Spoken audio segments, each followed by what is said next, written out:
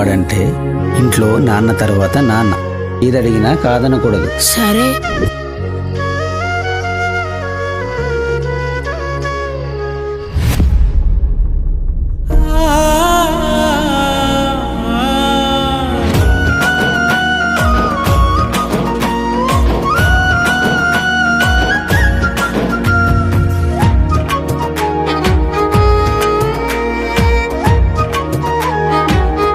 నువ్వు మాయలోడిరా, మాటలతోనే మాయ చేసేస్తావు.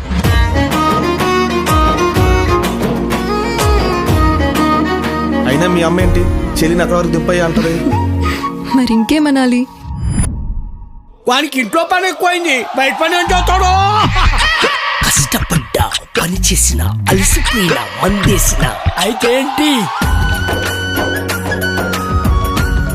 ఇది ఆ శివన ఈ శివన ఇప్పుడు అత్త శివ దాకా పోయింది అనుకో, పులసేమో గాని పులుసు కారిపోతుంది. అమ్ముకోండి బాబాయ్, అమ్ముకోండి.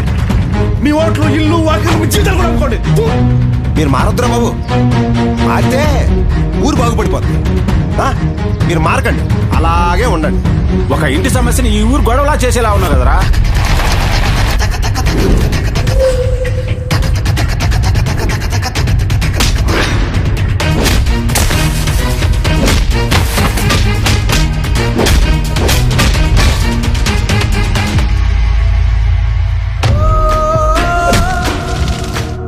తను ఒక్కసారి ఇంటి గడప దాటిన మరుక్షణం ఇంట్లో మనుషులు చచ్చారనుకోమని చెప్పు.